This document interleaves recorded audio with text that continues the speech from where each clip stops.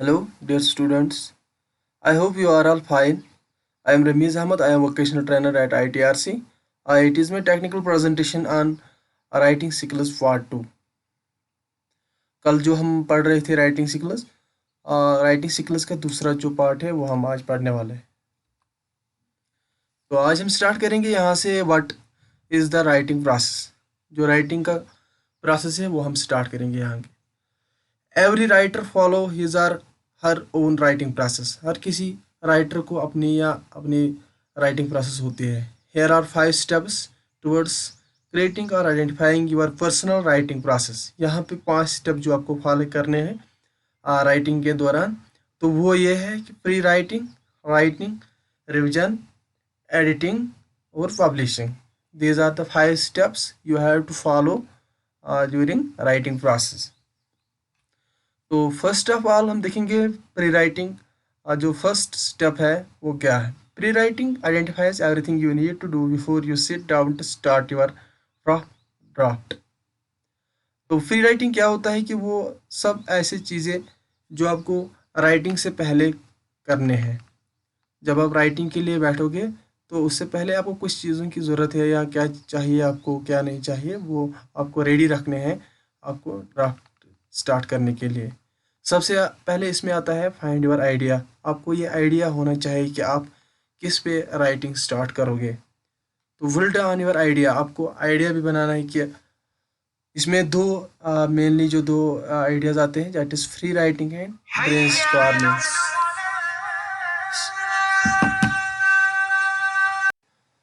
तो नेक्स्ट जो इसमें आ रहा है वो बिल्ड राइटिंग है। राइटिंग स्टार्ट करोगे आप, सबसे पहले ये था प्री राइटिंग और आप स्टार्ट करोगे राइटिंग।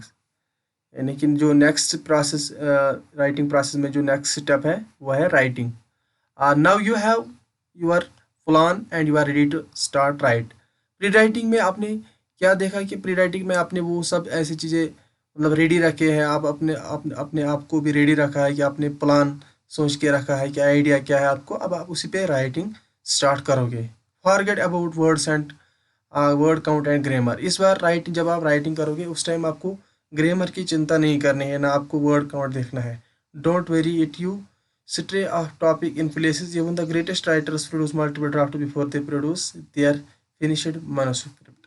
बहुत सारे ऐसे जो बड़े बड़े मतलब राइटर्स थे वो भी पहले क्या एक ड्राफ्ट बनाते थे, यानी कि एक रफ वर्क करते थे, उस पर पहले लिखते जब तक वो फाइनल अपना जो बुक होगी या कोई भी स्क्रिप्ट होता था फाइनल स्क्रिप्ट, तब वो बहुत मल्टीपल टाइम्स वो एक ड्राफ्ट बनाता था।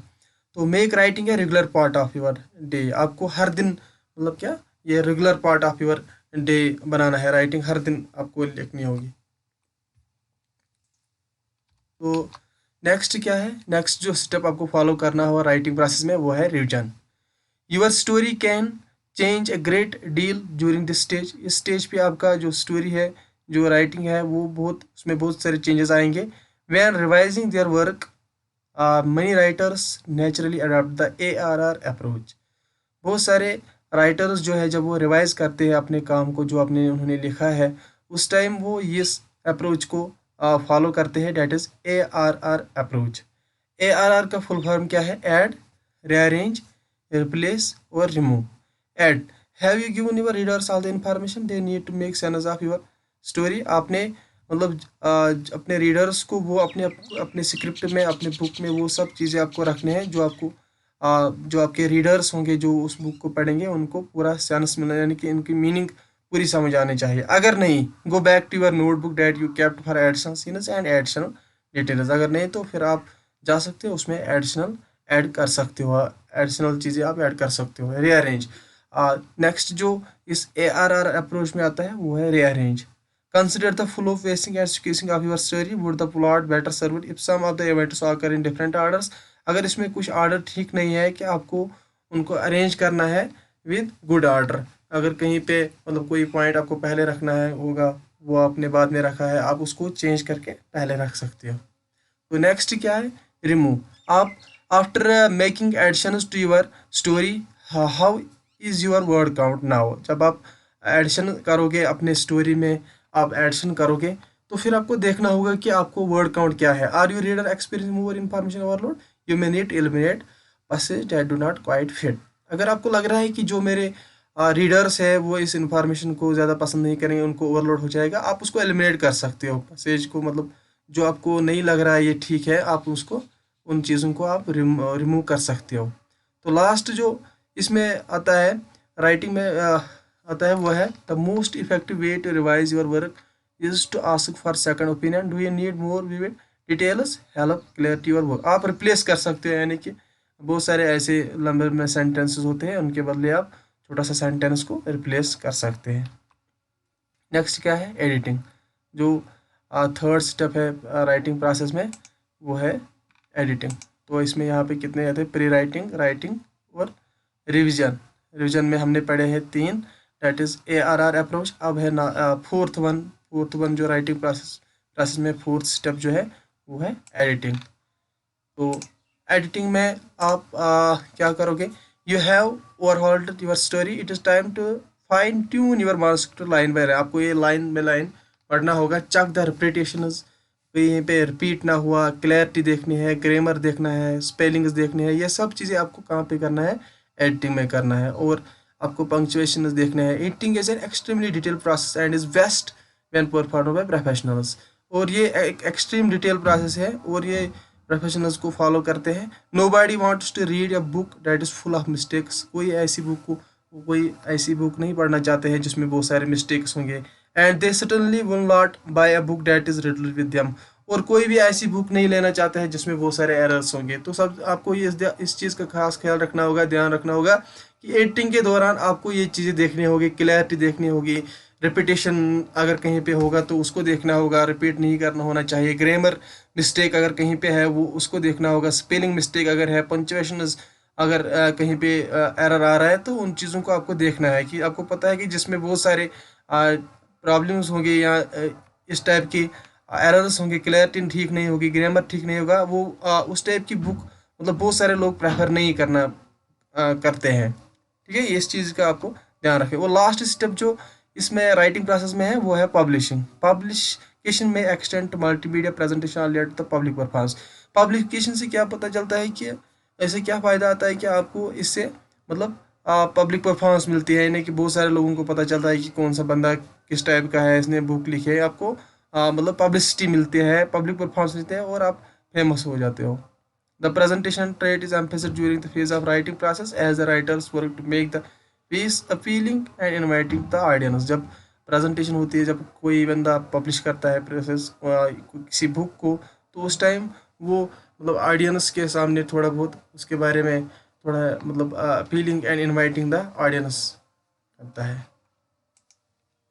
बैरियर्स ऑफ राइटिंग स्किल्स, जो इसके बैरियर्स है वो क्या है, तो बैरियर्स क्या होते हैं जो आपके जैसे कि हमारे पास कम्युनिकेशन बैरियर्स हम पढ़ते थे, इसी तरह से राइटिंग स्किल्स में जो बैरियर्स आते हैं जो आपकी राइटिंग को मतलब रुकावट डालते हैं। जैसे कि इसमें बहुत सारे टाइप्स है, नॉइस है, लैक ऑफ इफेक्टिव टूल्स है, ट्रेनिंग फॉर राइटिंग है, स्कोप ऑफ मोटिवेशन है और राइटिंग ब्लॉक्स है।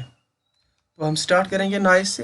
तो नॉइस क्या है, it is very common problem that we feel in our work stations. जब भी हम कोई काम करते हैं पढ़ने लिखने का, अगर वहाँ पे कोई भी शोर होगा तो हमें बहुत प्रॉब्लम होती है। इस तरह से राइटर्स को मतलब क्या शांत माहौल होना चाहिए कि जहाँ पे नॉइस नहीं होगा। राइटर को ऐसा कंप्लीट साइलेंट प्लेस, राइटर को क्या चाहिए, उनको मतलब एक साइलेंट प्लेस चाहिए जहाँ पे शांति होगी, जहाँ पे शोर नहीं होगा। When anybody involved in writing his thoughts travel in coded message his mind, if anyone interrupts the flow of thoughts is disturbed then he become a disturbed। For example जब राइटर कोई चीज़ लिख रहा है कि अगर वहाँ पे कोई मतलब शोर आ रहा है या और कोई प्रॉब्लम आ रहा है कि उसने कुछ दिमाग में कुछ सोचा होगा, कोई आइडिया सोचा होगा, जब उसको दूसरा बंदा डिस्टर्ब करता है तो वो जो उसका आइडिया होता है वो डिस्टर्ब होता है। But a writer should be use to noise factor because he can not come across a place that is fulfilled with outmost silent and expect occasionally he should concentrate in his work deeply.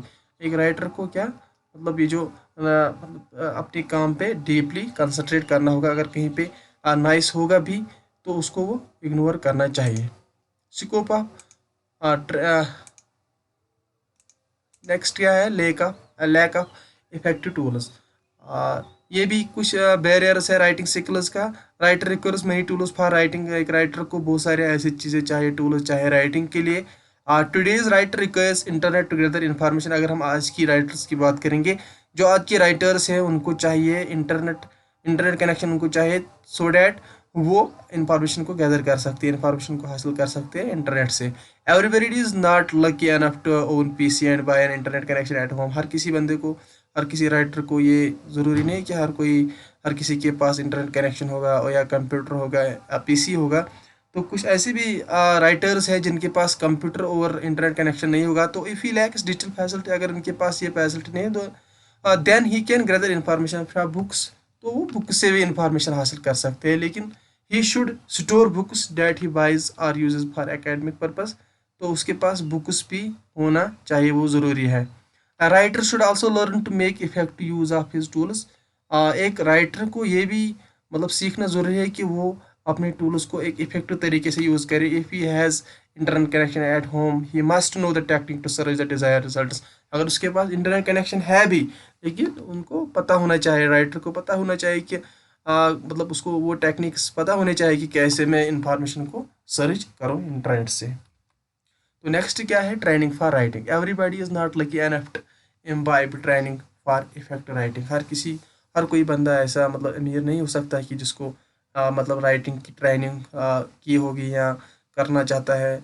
मतलब हर कोई बंदा same नहीं होता है। If a writer belongs to a wealthy background his parents can assist finance for him to learn various courses for writing. अगर एक बंदा अच्छी फैमिली से बिलोंग करता है तो उसके घर वाले उसको असिस्ट कर सकता है और फाइनेंशियली भी उसको हेल्प कर सकते हैं कि अगर वो कहीं कहीं पे राइटिंग का कोर्स करना चाहता है। But even if he is not able to acquire any training he should train himself. अगर मतलब कोई नहीं कर पा रहा है, उसके मतलब उसने फैमिली बैकग्राउंड इतना अच्छा नहीं है या फाइनेंशियल प्रॉब्लम है, फाइनेंशियली वीक है, तो वो उसको अपन खुद को मतलब ट्रेन करना चाहिए। He can gather information from various sources such as internet, books, libraries, friends etcetera. वो बहुत सारे तरीक़ों से इंफॉर्मेशन को गैदर कर सकता है, जैसे कि वो इंटरनेट से भी इंफॉर्मेशन को हासिल कर सकता है, बुक से और लाइब्रेरी से, और अपने दोस्तों से भी वो इंफॉर्मेशन को क्या मतलब कलेक्ट कर सकता है।